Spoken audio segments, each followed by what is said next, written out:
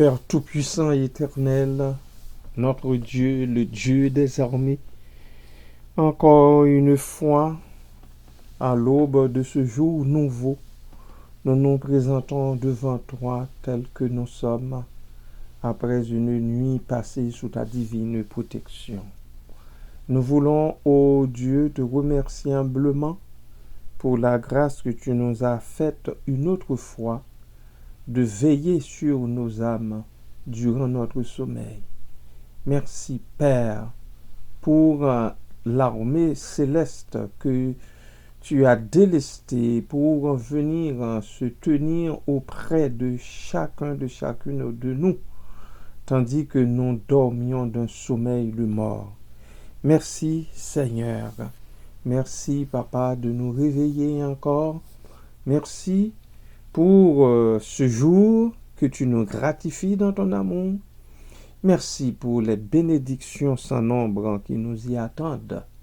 Merci pour les plats que tu as faits durant notre sommeil. À notre lever, Seigneur, nous savons que tout est déjà prêt pour tes enfants, et ce, de toutes les façons, de toutes les manières, sur le plan spirituel comme sur le plan matériel. Merci Seigneur, merci Jésus, merci pour toutes tes grâces, merci pour ta bonté, ta riche bonté. Merci Papa, merci Seigneur, merci Dieu qui, dans ton amour, ne cesse de nous visiter, Seigneur, de nous relever de nos grabats, de nous redonner suffisamment de force pour marcher. Merci Père, à toi toute la gloire au siècle des siècles. Amen. Car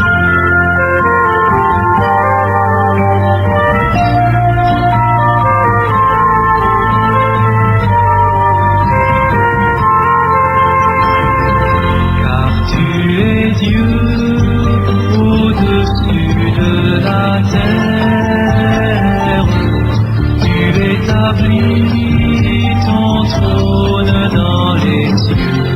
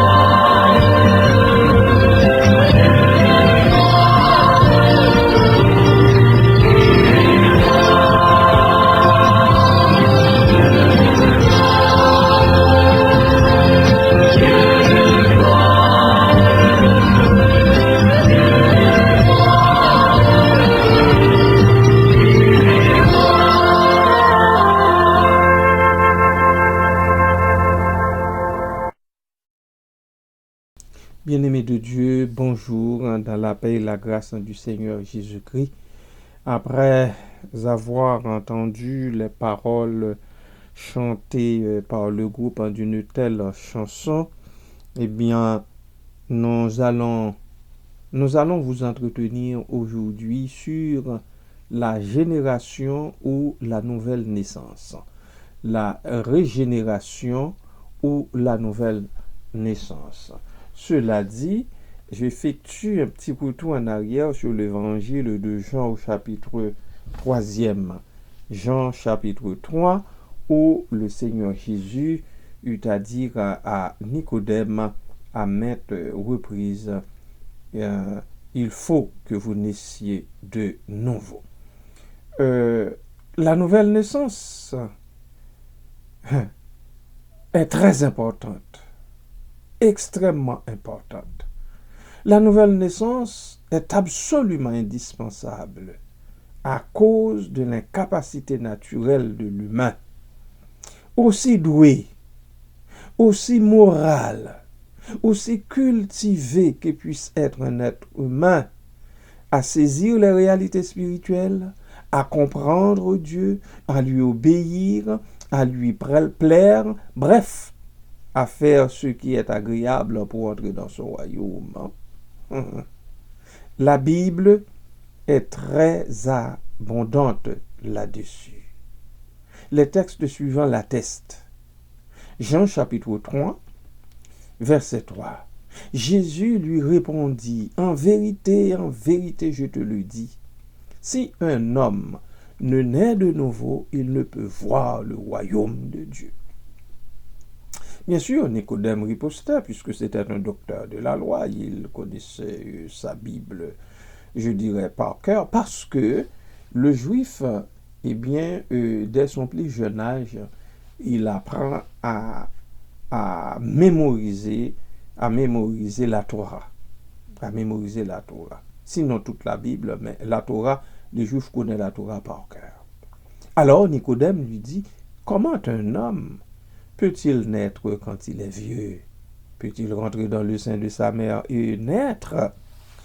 Là, Jésus lui répondit, en vérité, je te le dis, toi, Nicodème, si un homme ne naît d'eau et d'esprit, remarquez que le Seigneur passe de naître d'eau à naître d'eau et d'esprit cette fois-ci. Il ne peut entrer dans le royaume de Dieu. Et le Seigneur a continué pour dire, ce qui est né de la chair est chair, et ce qui est né de l'esprit est esprit. Alors, juste pour dire à Nicodème, écoute, détrompe-toi, mon cher. Ce n'est pas ainsi, ce n'est pas comme tu le penses que ça se passe dans le domaine spirituel. Au psaume 51, verset 7, psaume 51, verset 7 et 8, nous lisons, voici, c'est David ici qui parle, après avoir commis le péché avec Bathsheba, donc c'est le psaume qu'il a écrit pour demander pardon au Seigneur, pour confesser ses péchés et puis obtenir grâce devant Dieu. Voici, je suis né dans l'iniquité et ma mère m'a conçu dans le péché. Mais tu veux que la vérité soit au fond du cœur. Faites donc pénétrer la sagesse au-dedans de moi. Au moins lui, il l'a reconnu au point de demander à Dieu, après avoir confessé son péché, de faire pénétrer sa sagesse au-dedans de lui. Jérémie chapitre 17, verset 9 nous donne quelque chose aussi. Là, il est écrit, le cœur est tortueux par-dessus tout, et il est méchant, qui peut le connaître? C'est l'Éternel Dieu ici qui a parlé, ce n'est pas le prophète comme tel. Le prophète n'a fait que de rapporter les oracles de Dieu. Alors, le cœur est tortueux, Dieu le connaît, c'est seulement lui qui le connaît. Et seulement lui qui le connaît, d'une façon ou d'une autre. Il le connaît, il connaît mon cœur, il connaît le tien, il connaît le vôtre. On ne peut pas le tromper là-dessus. En Marc chapitre 7, versets 21 à 23. Marc chapitre 7, verset 21. Car ici, c'est le Seigneur qui parle. C'est le Seigneur Jésus qui parle aux gens, aux disciples. Aux disciples. Aux disciples, il lui avait posé la question. Qui lui a posé la question plus haut, à partir du verset 14. Vous verrez ça.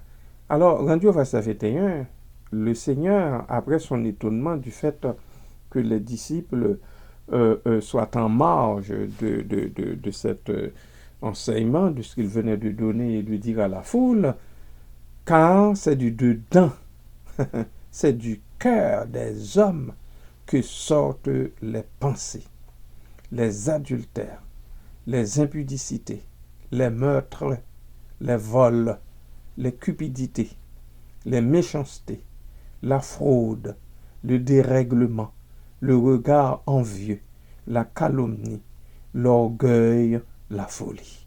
Vous voyez toute une liste. Une liste, hein, si vous comptez bien, vous allez y trouver 13 éléments.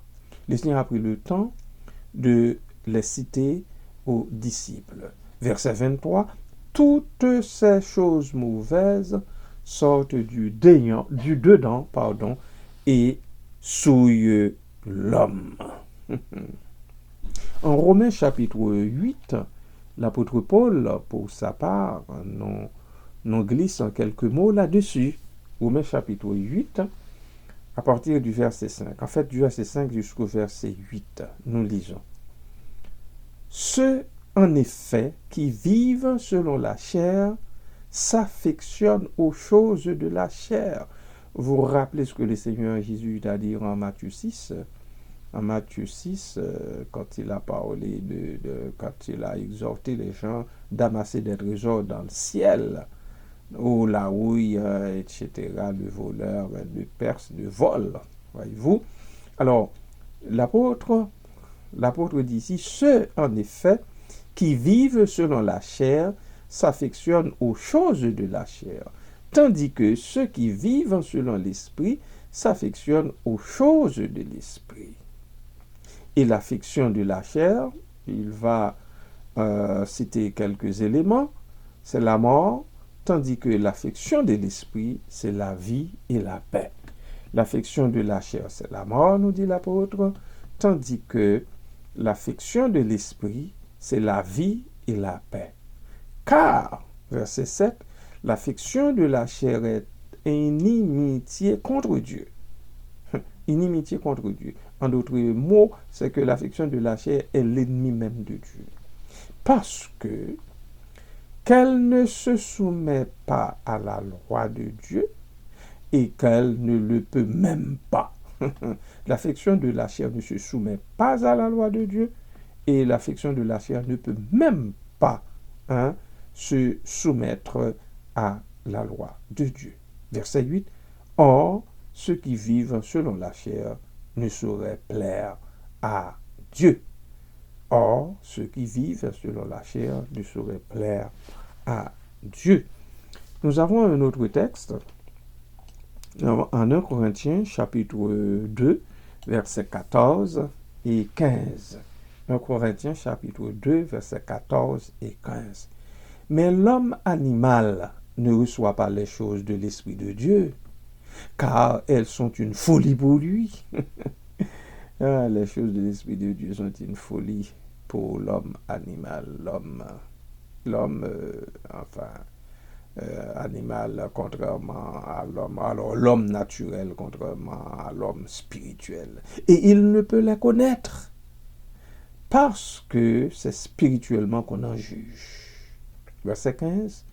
L'homme spirituel, au contraire, juge de tout et il n'est lui-même jugé par personne. L'homme spirituel juge de tout et il n'est lui-même jugé par personne parce que, étant spirituel, déjà, il a vu et compris qu'il faut éviter cette voie. En fait, telle voie, il ne faut pas qu'il fasse cela, il ne faut pas qu'il se conduise comme son compagnon de service, comme celui-là qui œuvre à côté de lui, parce qu'il a l'Esprit de Dieu en lui. Quand on parle de l'homme spirituel, eh bien c'est cet homme-là qui a l'Esprit de Dieu en lui. Alors, l'homme spirituel juge de tout et il n'est lui-même jugé par personne.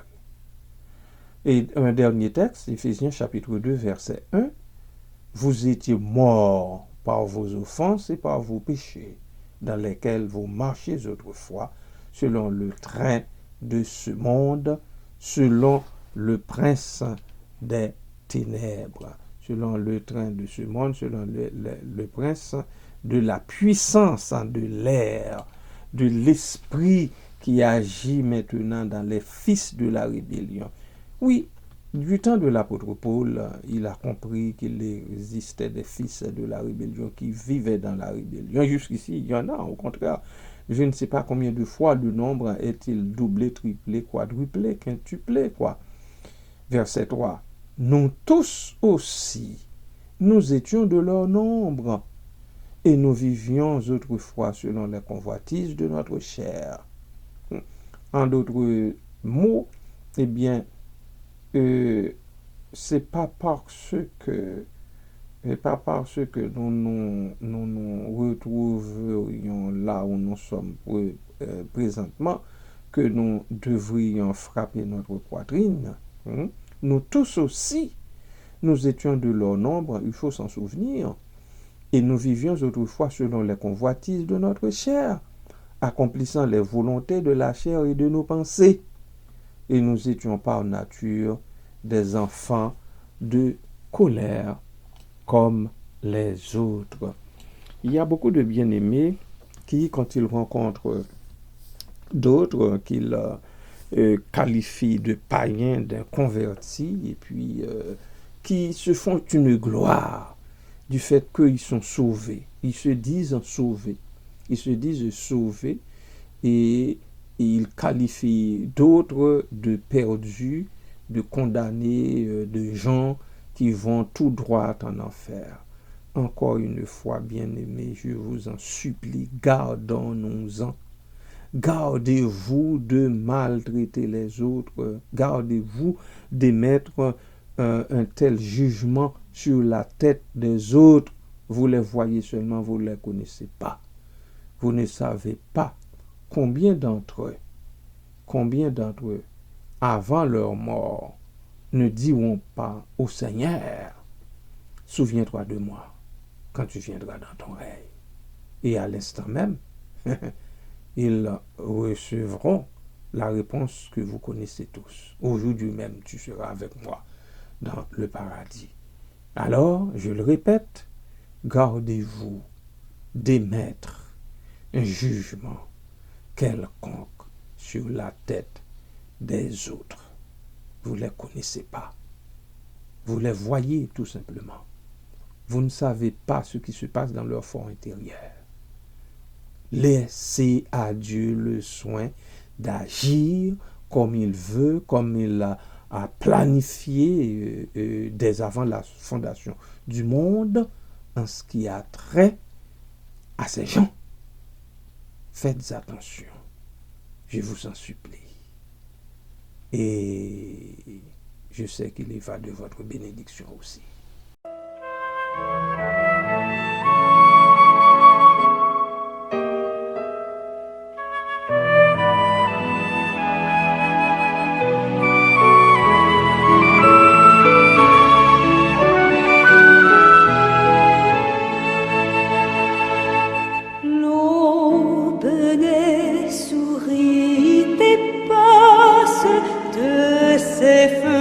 Le roi du jour, il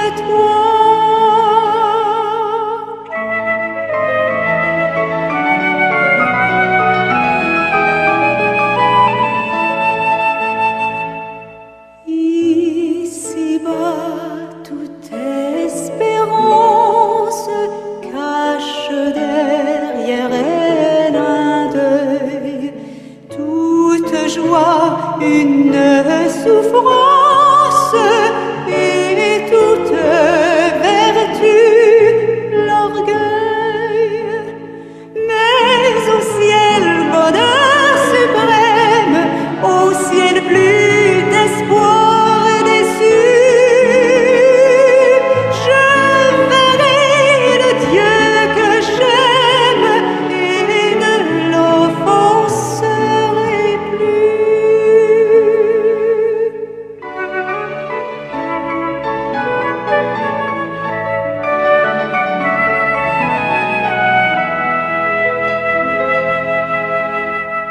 Ah, déchire tous les voiles qui te cachent à mes yeux, et d'étoiles en étoiles monteront mes chants joyeux.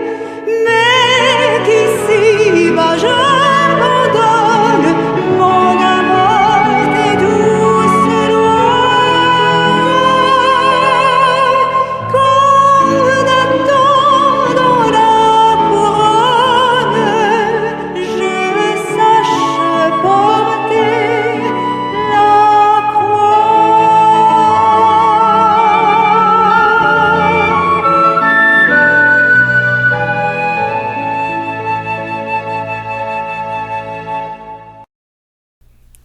Seigneur éternel, Dieu Tout-Puissant, nous nous courbons une fois encore devant ton auguste personne.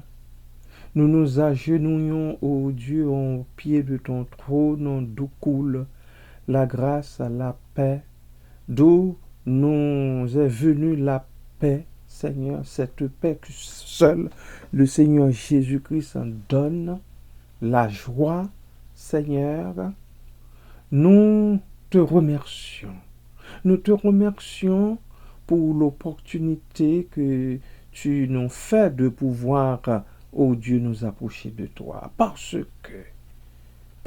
que c'est une grâce en tout à fait extraordinaire. Plusieurs aimeraient le faire, mais ils ne peuvent pas. Il ne leur est pas donné de le faire. Mais papa, à nous ici présents, que ce soit à moi ou bien à mes frères et sœurs qui sont en train d'écouter cette capsule, tu fais cette grâce. Grâce qui consiste à ouvrir notre bouche pour prier l'Éternel notre Dieu et Père en Jésus-Christ, pour lui demander pardon des péchés commis et aussi pour déposer à ses pieds nos requêtes. Papa, merci d'écouter, Seigneur, notre voix. Merci, ô Dieu, d'accepter, Seigneur, d'écouter ce que nous avons à te dire par le truchement de Jésus-Christ. Merci, Seigneur. Merci, Papa. Merci, Père. Merci pour toute grâce reçue, déjà reçue. Merci pour les bénédictions à venir. Merci, Père. Papa, nous te prions dans le nom de Christ d'octroyer la concorde et la paix à tous les habitants de la terre comme tu l'as donné à nos pères lorsqu'ils t'invoquaient saintement dans la foi et la vérité. Merci Seigneur, et rends-nous soumis, Seigneur, à ton nom très puissant et très excellent, comme à ceux qui nous gouvernent sur la terre. Seigneur éternel, Dieu trois fois saint, exauce-nous, exauce nos prières. C'est toi, le céleste roi des siècles, qui leur a donné le pouvoir suprême par ta magnifique et indicible puissance. Accorde-leur la santé, ô Dieu, la paix, la concorde et la stabilité. Nous vivons dans un monde bouleversé, Seigneur. Accorde à ceux qui nous gouvernent, ô Dieu, ces valeurs inestimables. Accorde-leur encore une fois, ô Dieu, la santé, la paix, qu'ils puissent cultiver, Seigneur, ce sentiment de paix au lieu, ô Dieu, de chercher à détruire l'autre, Seigneur. C'est le cas, c'est ce que nous comprenons, c'est ce que nous ressentons, c'est ce qui plane sur la tête des habitants de la terre. Ça a toujours été ainsi. Oh Dieu, fais donc en sorte que la paix règne entre ceux-là qui se disent, qui s'appellent superpuissance, grande puissance. Fais leur miséricorde, oh Dieu, que la concorde et la stabilité règnent parmi eux, pour qu'ils exercent la souveraineté que tu leur as confiée dans la piété, la paix et la mansuétude, et qu'ils te trouvent propice, Seigneur éternel. Merci, Papa. Merci d'écouter nos cris en ce sens. Grâce te soit rendue, ô Seigneur Dieu, qui seul a le pouvoir d'accomplir ces choses et de nous donner de plus grands biens encore par le grand prêtre et l'évêque de nos âmes, Jésus-Christ, par lequel te soit rendue gloire, force et grandeur, maintenant et de génération en génération. Seigneur Dieu ineffable, que, ô Dieu, nos confessions, Seigneur, comme le Créateur éternel de l'univers, et que nous confessons encore, accorde-nous dans ta bonté, ta protection vigilante, afin que, venus à ta lumière avec une joie parfaite, nous soyons préservés de jamais nous éloigner de cette divine clarté. Merci Seigneur. Merci Papa. Que toujours notre voix résonne à ta louange avec celle de tes saints anges, et que nous connaissions un jour les joies éternelles que tu réserves à tes élus. En Jésus-Christ, notre Seigneur. Amen. Merci Seigneur. À toi toute la gloire. Amen.